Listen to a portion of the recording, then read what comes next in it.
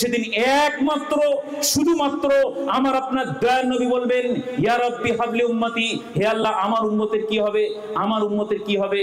অর্থাৎ চোখ বন্ধ করে আমি আপনি যদি একমাত্র শুধুমাত্র মুহাম্মদ সাল্লাল্লাহু আলাইহি সাল্লামের মত পথ তরিকা আদর্শ সিলসিলা মোতাবেক জীবন পরিচালনা করতে পারি, তাহলেই কিন্তু দুনিয়াতে আমার আপনার পরিত্রাণ নচেত নয়।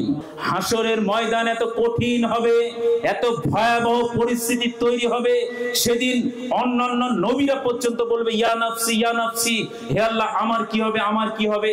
যে মা দুনিয়াতে না খেয়ে সন্তানকে খাওয়ায়, যে মা নিজে কনকনে ঠান্ডায় ভিজে বস্ত্রতে ঘুমিয়ে সন্তানকে শুকনো জায়গায় রাখার চেষ্টা করে, এই মাকে হাসরের ময়দানে যখন আমি আপনি কি বলবো, মা দুনিয়াতে মা তুমি আমাকে কত ভালোবাসতে, নিজে না খেয়ে তুমি আমাকে খাইয়েছো, নিজে ভিজে জায়গা থেকে আমাকে শুকনো জায়গায় রেখেছো, মা আজকে বড় বিপদে পড়েছি, একটি মাত্র নেকি দাও।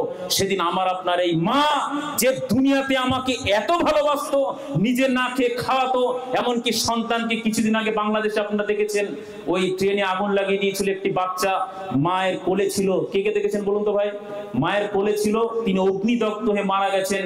তারপরেও বাচ্চাকে কলিজার মধ্যে এইভাবে গার্ড করে মরার আগে পর্যন্ত সন্তানকে বাঁচানোর চেষ্টা করেছেন, কে দেখেছেন বলুন।